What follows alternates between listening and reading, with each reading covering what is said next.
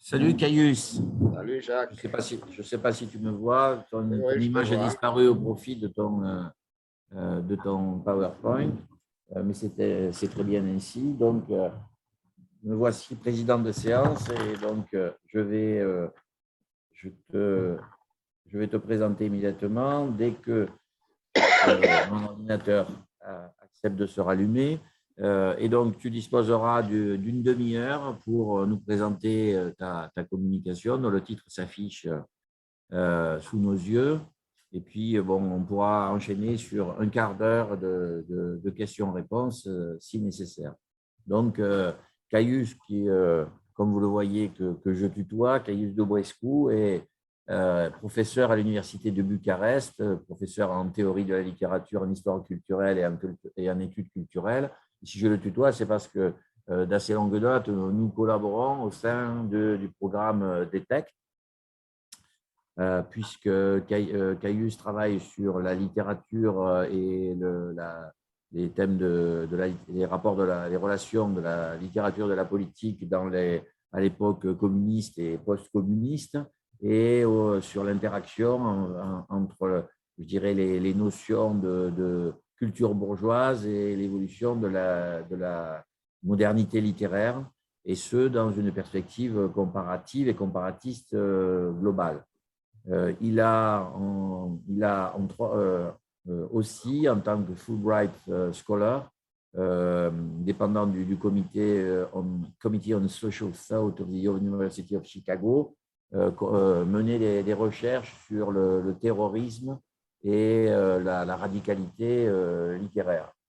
Et donc, Caius est non seulement universitaire, mais aussi auteur romancier, et en particulier auteur de polar.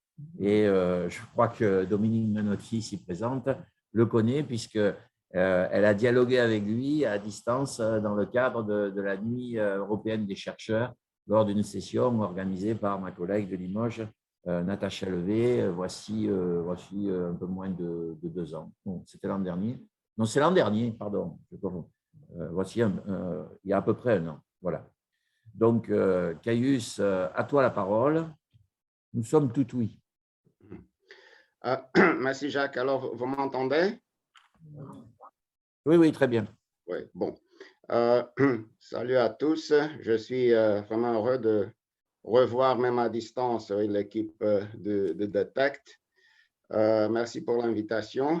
Mes salutations et respect tout spécial et chaleureux à Madame Menotti. Alors, j'ai conçu cette présentation en anglais, mais comme la majorité écrasante des participants est francophone, alors je ferai mon mieux de vous adresser en français, mais peut-être qu'on va mixer un peu les langues parce qu'il y a des zones où j'ai déjà j'ai cité les réalisateurs des films en anglais. Où j'ai fait des traductions en anglais de leurs mots. Alors, de ce pas, entrons directement dans le sujet. Et bon, imaginez tout d'abord cette salle. Ici, c'est une salle de cinéma qui est emplie de spectateurs très âgés et qui regardent une sorte de pellicule difficile à classer qui s'appelle Reconstituire, reconstruction. C'est un film qui date de 1960, qui a une histoire absolument bizarre, et les sous-titres que je vais lire très vite maintenant expliquent un peu de qu'est-ce qu'il s'agit. Je vais vous dire que ce sont des vidéogrammes que j'ai retirés d'un film que nous allons discuter tout de suite, The Big Communist Robbery, Mare le Jaf communiste, le grand hold-up communiste d'Alexandre Solomon de 2004. Mais alors, voilà un peu les sous-titres. Less than a year later, ça veut dire 1959. Le film, c'est 1960. Less than a year later, reenactment, a 1-hour film on the robbery was presented in the to party and securitate milieus. So although it was meant only for party members, many tried to sneak in to the screenings. People watched half in terror, half in amazement. They couldn't believe their eyes. A bank robbery in Romania in the 50s looked like fiction. Alors, ça nous dit, bon, l'essentiel, il y a avoir ici un bank robbery, un hold-up d'une banque dans la Roumanie communiste dans les années 50. Et si on peut parler de bare facts, alors les voici. Le juillet 28 1959, un groupe de bandits comme ça attaque le fourgon de la Banque nationale de la Roumanie, qui s'appelait à l'époque la République populaire roumaine. C'est plus tard qu'elle va devenir socialiste. Et il enlève un montant assez impressionnant, 1,060,000 lei. Bon, c'est la monnaie nationale. Ça veut dire à peu près 2,000 bon, average wages, de salaires moyens, qui aujourd'hui ce serait l'équivalent de 2 millions de dollars. Bon, alors, les organes d'enquête, ça veut dire la milice populaire et la fameuse Securitate, la police politique, la police secrète, organisent bien sûr un chasse qui va devenir plus tard, mais pas trop tard, pas très tard, déjà en 1960, va devenir une sorte de documentaire du hold-up, du bank robbery, qui s'appelle Reconstitution et qui est produit par les studios de films documentaires en directe collaboration avec le ministère de l'Intérieur. Ici, bon, on voit le régisseur, lui qui est un régisseur civil, Virgil Calotescu, et son collaborateur direct qui n'apparaissent pas dans les credits du film, mais qui est un enquêteur. Oui, il est un investigator de la Securitate. C'est lui qui a écrit en vérité le scénario, Gheorghe Noiu, et pas seulement qu'il a écrit le scénario, mais il a été un des acteurs de l'enquête. Gheorghe Noiu, qui, on dit, avait le surnom peu flattant de boucher de la ministère de l'Intérieur. Il était fameux pour sa cruauté envers ceux qui étaient enquêtés, par sa brutalité sans rivage, pour ainsi dire. Mais le voilà ici dans une hypostase plutôt intellectuelle. Ici, c'est Noiu de l'époque, dans sa jeunesse florissante, quand il était, comme vous voyez, enquêteur et scénariste. Mais ici, c'est le vieux Noiu qui va paraître dans le film, dans le documentaire signé par Alexandre Solomon au début des années 2000. Alors voilà, un grand bizarrerie. C'est une sorte de true crime qui est coproduit avec les enquêteurs eux-mêmes et avec la police politique. En plus, c'est un officier de la police politique qui écrit le scénario. Bon, alors, bon, qu'est-ce qui sont les faits? La prétention des réalisateurs, c'est que tout ce qu'ils ont à offrir, c'est basé sur des faits réels, sur des faits authentiques. Ça, c'est un vidéogramme du début du film qui précise les faits présentés dans ce film sont authentiques. Mais l'élément important, c'est que cet documentaire est cadré par des images tout à fait rituelles. C'est tout le discours des acquis du nouveau régime, le Bucarest socialiste, les gens qui travaillent, heureuses, qui sont maintenant, qui ont jeté les chaînes, oui, du régime capitaliste, bourgeois. Bon, on offre une image comme ça, un historique d'une joie populaire universelle et redondante. Vous voyez, les gens qui travaillent, la classe ouvrière dans des différents hypostases, mais aussi une jeune dame comme ça, un peu, qui offre comme ça un charme mystérieux à tout ça. Des images de la cité. Alors, tout ça doit être le contraste pour ce qui va suivre, pour ceux qui sont qui sont des entités identifiées comme non humaines. Oui, parce qu'on voit ici d'une part la jeune génération qui, je cite, n'a pas connu l'horreur de l'exploitation. Alors, cette petite fille qui apprend à écrire et elle écrit sur le tableau noir, le mot homme, ça veut dire homme, comme être humain, homme. Tout de suite, nous sommes dans une salle de tribunal et on est averti. Ceux qui arrivent ici, dans cette salle, ne méritent pas le titre d'homme.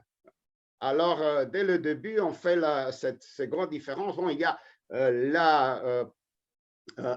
la communauté socialiste, la société, ouais, ceux qui méritent le titre d'homme, et en plus on va voir d'hommes nouveaux, et d'autre part ceux qui ne peuvent plus être considérés comme humains, quoi.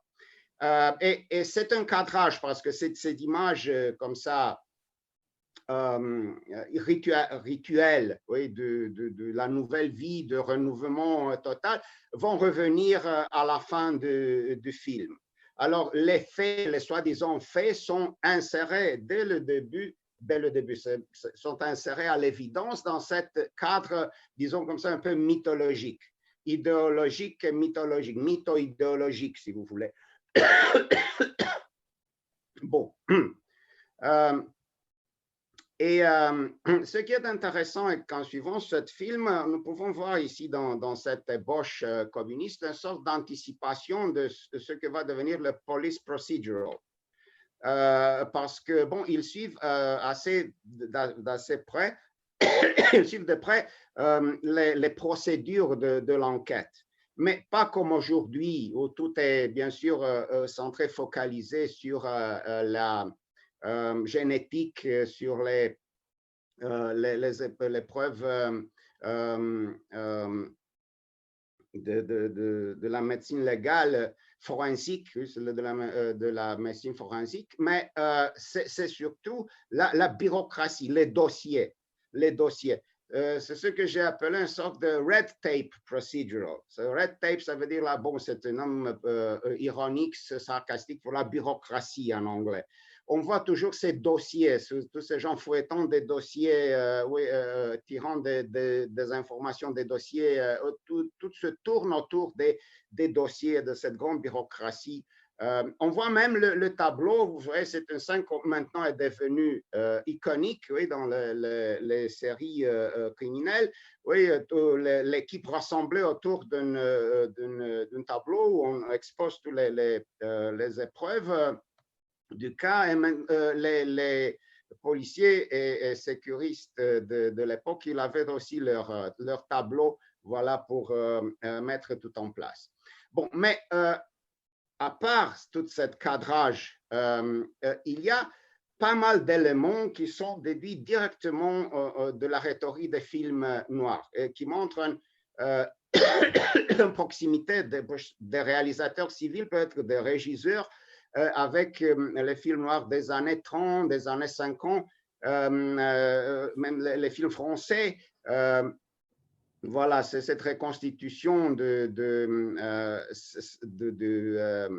l'attaque sur les voitures, d'une lanterne mystérieuse qui éclaire un homme ici sur un porte, ce sont les gants d'enquête qui visent. Et voilà, vous voyez toutes ces images, ces rhétoriques visuelles, même ce mec-ci que vous allez vous retrouver plus tard, nous allons l'identifier plus tard. Ah, c'était un peu français avec cette berrette et aussi avec cette fausse moustache. Et voilà encore d'autres images ici de perquisitions à domicile à celui qui est considéré comme le chef de file. Vous allez peut-être identifier des disques de Patachou et d'autres vedettes françaises des années 50. Alors lui, il met comme ça une existence décadente qui est marquée par ça. Mais sous la table où ils sont étalés ces disques, vous voyez ici, il y a un drawer. C'est pas un tiroir où il y a des armes qui sont révélées comme ça. Et bon, les armes qui sont encore exposées dans différents autres cadrages. Mais la plus étrange image, c'est celle d'ici. Je crois que je peux le marquer avec cette flèche sur l'écran, qui est un peu. Il n'est pas expliqué. Bon, c'est un cran, vous voyez là-bas, qu'on retrouve dans un fichier. Ce n'est pas expliqué, c'est comme ça un peu surréaliste et étrange. Alors, il y a ce mélange bizarre entre, comme je disais, cette rhétorique qui est encore très, très stalinienne et pro-soviétique, même si théoriquement, nous sommes bien sûr, après la mort de Staline, dans une période de déstalinisation générale, qui en Roumanie n'avait pas encore commencé, mais d'autre part, on a tous ces images, tous ces éléments qui ont affaire avec la rhétorique du noir, du hold-up. Bon. En 1968, l'année du maximum de libéralisme de régime communiste roumain, Lucian Pintili tourne un film qui est considéré par beaucoup de critiques l'aboutissement majeur du cinéma roumain et qui s'appelle encore Reconstituire, la reconstitution. Alors, il y a le même titre et ça n'a pas une liaison directe, mais ça a à faire avec la reconstitution faite pour des buts pédagogiques d'une bagarre entre deux jeunes ouvrières. Et c'est pour Pintili l'occasion de montrer avec un sarcasme très fin, il y a des infinies nuances, le fonctionnement du système, il y a le procureur général, la milice, toutes ces structures qui contrôlent et insèrent ces jeunes hommes tout à fait normaux, tout à fait spontanés comme ça dans leur rhétorique, dans leur cadrage, comme ça on entend institutionnel, mécanique plutôt que proprement dit idéologique. Et le fin est tragique parce que l'un d'eux meurt dans cette reconstitution comme ça absurde et très, très poussée comme ça. Alors, c'est bizarre parce que Pintili n'a jamais parlé de connexion avec cette film de propagande, mais il y a des éléments qui suggèrent un certain rapport. Et ici, le film en film, cette autoréflexivité est évident parce que ça a à faire avec le tournage d'un film. C'est pour ça que ça s'appelle la reconstitution. On va plus loin. En 2001, nous avons une autre Reconstruction, c'est le titre anglais, mais c'est encore reconstitution. Caius, Oui, tu m'entends? je t'entends, Jacques. Oui, je veux seulement t'alerter sur le fait que tu es à la moitié de ton temps et donc tu as 42 diapositives et tu en es à la 12e. Non, non, Donc, ben, nous n'allons pas voir tous les diapositives. d'accord, super, Je vais très bien, sauter, merci. ouais, je vais faire des raccourcis. Le metteur en scène, le réalisateur Irene Lustig, qui est en effet la granddaughter, oui, elle est la neveu de Monica Seviano. Alors, Monica Seviano, la femme que vous avez vue, la seule femme du groupe, Monica Seviano, qui est aussi la seule qui a survécu à l'enquête parce que les autres, les hommes ont été condamnés à mort et exécutés. Monica a été graciée parce qu'elle avait 2 enfants et après être graciée de nouveau dans, je crois, 1964, elle a émigré en Israël. Alors, voyons sa descendante directe, Irene Lustig, retourne en Roumanie pour faire pour revoir qu'est-ce qui s'est passé avec sa grand-mère. Et son documentaire est basé et centré sur sa relation avec la grand-mère et sur le personnage Monica Seviano. Il discute avec les voisins, elle essaie d'être très personnelle, mais ce qu'elle lance ici sont des hypothèses sur la raison de cette hold-up qui est, vous allez voir, assez bizarre. Et je vous fais remarquer que je n'ai pas encore précisé l'identité des soi-disant bandits. Je vais la faire un peu plus tard. Je garde encore un peu le suspense. Vous allez voir, vous serez surpris. Mais le fait qu'on pourrait déjà dire est qu'ils sont tous des juifs roumains qui avaient des liaisons avec le Parti communiste. Il était communiste, il était même bien placé. Alors voilà ce qu'il dit Irene Lustig. I've collected hundreds of versions of the same story by now, each more Byzantine than the last. I hear that the money stolen from the bank was meant to buy an airplane that would fly all 6 bank robbers to Israel. I hear that the money left over from the airplane was meant to be distributed Robin Hood style to destitute Jewish families or to fund some Jewish, some Jewish revolution. Some people even tell me that the bank robbery never happened at all, that the entire scenario was constructed by the government to scapegoat Jewish intellectuals and promote a nationalist political agenda. I can't say if I'm getting closer to understand what happened or further away. Et elle aussi va parmi les dossiers sont encore la base de son enquête, mais le voilà ici le même dossier que vous avez vu dans le documentaire de Vaughan, d'un autre angle. Oui, maintenant, ils sont quelque chose de beaucoup plus personnel. Elle essaye de trouver des traces de sa grand-mère comme personnage vivant, la grand-mère qu'elle n'a pas connue directement dans ces océans de papier. Bon, maintenant, nous venons au documentaire que j'ai déjà évoqué, 2004, Big Communist Bank Robbery, Mare le chef communiste. Il est réalisé par Alexandru Solomon, mais il est produit, il est subventionné par BBC, par CDF. Alors, c'est un documentaire par Arte. Alors, c'est un documentaire qui a, dès le début, disons comme ça, un envoi international, européen. Il n'est pas dirigé directement au public interne, autochtone. Solomon enseigne tout ça. Il a son propre cadrage qui diffère, bien sûr, de celui de 1960.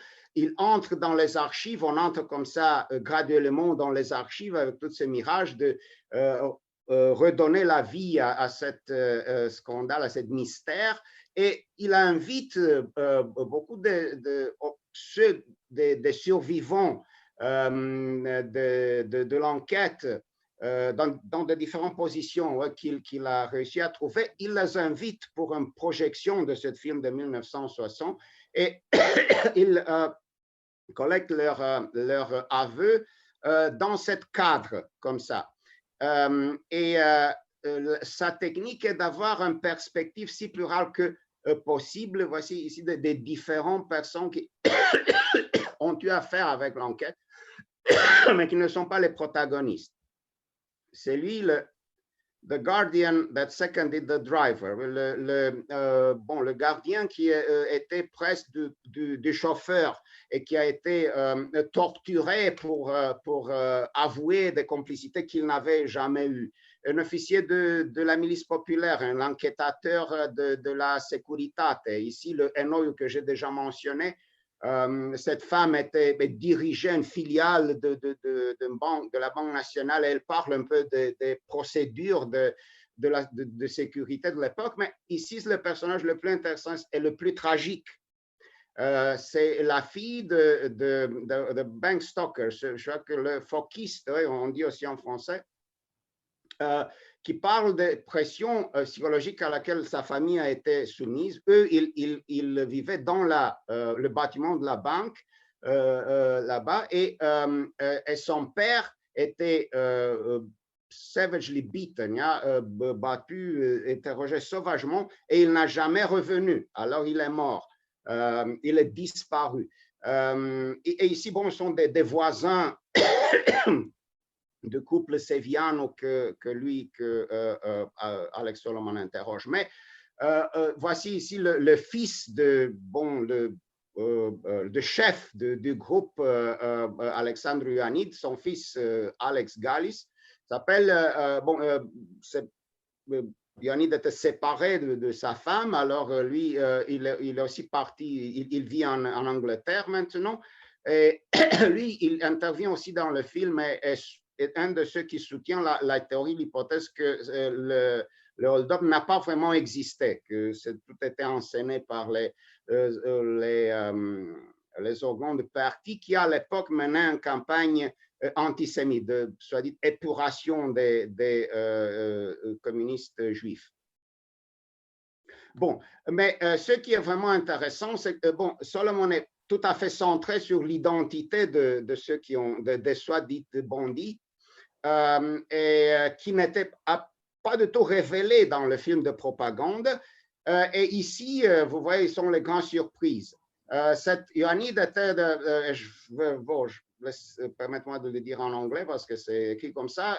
Alexandru Ioannidis, brother-in-law of the Minister of Internal Affairs, Alexandru Dragici. 4 months before the coup, he was still the head of the judiciary of the Bucharest militia. In August 59, he was appointed head of department of the Ministry of Commerce. So il était quelqu'un d'important dans la structure de la police, de la milice populaire, comme on disait. Son frère, Paul Ioannidis, avait un doctorat à Moscou avec le fameux Tupolev, les fameux Tupolev et Antonov, participated in the USSR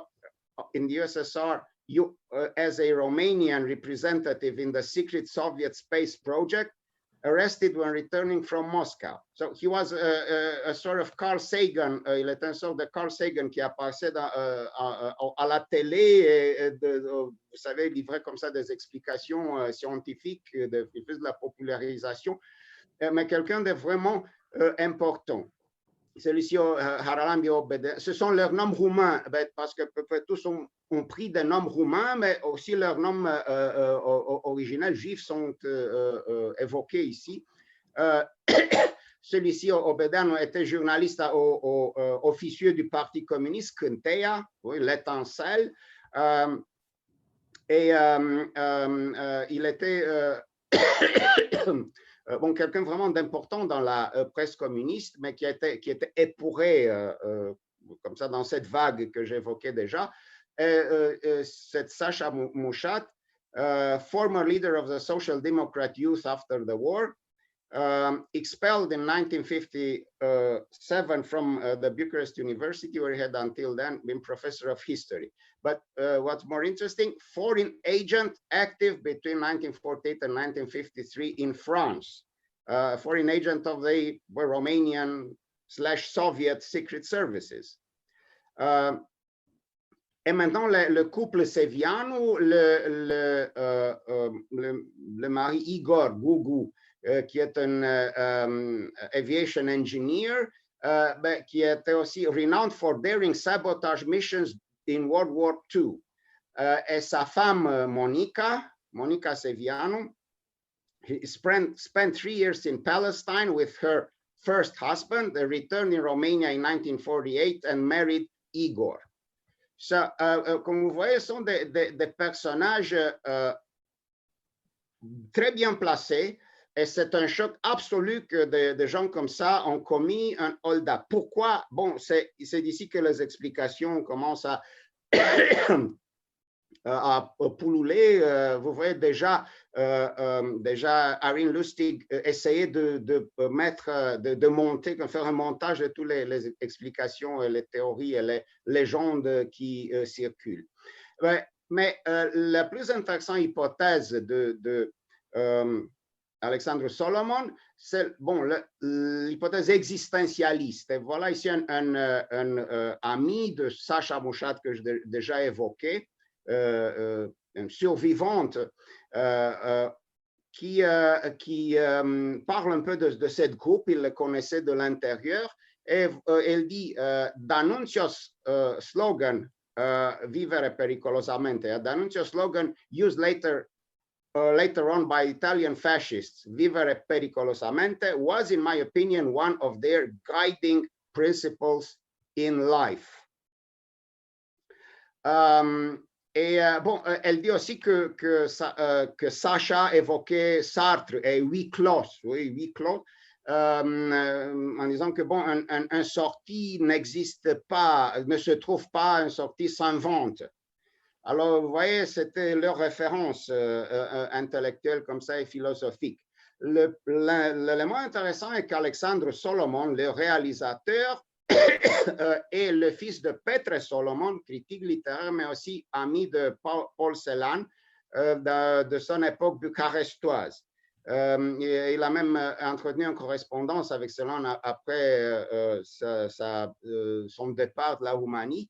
Solomon est un grand spécialiste de Rimbaud, qui peut être le plus important contribution roumaine à la rimbaldologie, pour ainsi dire. Alors, je le mentionne ici parce que cette perspective que son fils a sur les événements a un peu l'air de résonner avec la vision comme ça de son père sur la manière de vivre l'expérience humaine jusqu'au bout, pour ainsi dire. Alors, Alexandre Solomon est formé dans cette atmosphère. Et maintenant, le peu de temps qu'il me reste est dédié à cette... 3 minutes, Caius. 3 minutes. Alors, à cette film de 2013 qui s'appelle Closer to the Moon. C'est plutôt un film américain, un anglais américain que roumain, mais qui est le réalisateur Nae Karanfil. Il est roumain, mais son cast est tout à fait international, surtout anglo-américain, et sa perspective maintenant est tout à fait fictionnalisée. Il y a des caractères, des personnages qu'il introduit qui n'existent pas ou qui sont totalement transformés en rapport avec la réalité. Cet personnage Virgile, qui est joué par Harry Lloyd, et un jeune garçon qui devient opérateur, et il est impliqué dans le tournage de ce film de propagande. Alors, c'est par cette perspective qu'on voit ce qui se passe. Le directeur, le metteur en scène lui-même devient un personnage, ici joué par Alan Corduner, qui est un ivrogne chronique. La hôte de Virgile est un vieux juif Moritz, joué par David Kaiser. Un des plus intéressants personnages, c'est cet enquêteur qu'on va voir ici. Il s'appelle le camarade Holban, qui est joué par Anton Lesser, que peut-être vous vous rappelez comme le Chief Superintendent Intendant Bright dans Endeavour. Lui, c'est lui qui est le raisonneur. Il veut comprendre pourquoi ils ont fait ça, parce que bon, il n'a pas le sens. Toutes les hypothèses qu'il entend que bon, il était des sionistes, qu'ils ont volé l'argent pour aider le mouvement sioniste, tout ça. Pour lui, il n'a pas de sens. Il dit bon, voyons, 5 highly intelligent people throw themselves in front of a firing squad. Why? What for? Blue toilet paper. Blue toilet paper, ça veut dire l'argent communiste, oui, l'argent de lait oui, dans le communisme. Alors, comment Karanfil joue sur les faits? Bon, il introduit le glamour, c'est pas la comédie absurde ou l'absurdisme comme ça un peu à la Beckett ou à manchette de Nada qu'on voit à Alexandre Solomon, mais c'est de glamour. Les accusés qui sont ici portés à rejouer leur expérience et font tout d'une manière totalement parodique, ostentatoire, et l'élément noir disparaissent totalement. On voit ici la Monica Seviano du début, le personnage réel qui est ici stylisé comme ça dans le style des années 50. Et ici, vous voyez Vera Farmiga qui joue le rôle, bien sûr avec un autre nom et dont destin, biographie un peu changé, dans le film de Karanfil qui est totalement en couleur. Ouais, en couleur, il est un rousse et très agressif et très vital. Il faudrait que tu conclues, Caius, parce que oui, voilà, okay, je me fais faire les gros yeux dans la salle. Je comprends. Oui, alors, je veux dire que bon, l'explication, ouais, quelle est l'explication? On a vu l'explication bon, comme ça existentialiste. Ici, il est centré sur l'idée que le Max, c'est comme ça qu'il l'appelle le chef, le cerveau du groupe. Bon, il offre cette explication. Bon, on veut les humilier. On veut les humilier, on ne peut plus vivre comme ça, c'est tout à fait étouffant. Mais the point is to steal over 100,000. Theft over 100,000 is punishable by death. No long prison sentence, just a bullet in your head. Et d'ici en partant, on comprend un peu l'explication inventée par Karanfil. D'une part, ce qu'il introduit et qui n'existe pas dans la réalité, c'est que dès le début, ils ont fait le hold-up en mimant un tournage. Bon, ils mimaient le fait qu'ils tournent un film, oui, alors que les témoins ont été comme ça dupés que c'est un tournage, mais en vérité, ils ont vraiment fait un hold-up. Alors, c'est le faux tournage d'un vrai braquage, pour ainsi dire, qui aboutit à le vrai tournage d'un faux braquage. C'est cette loupe oui, de la fiction. L'autre élément, et j'en finis bien sûr, c'est pourquoi Closer to the Moon.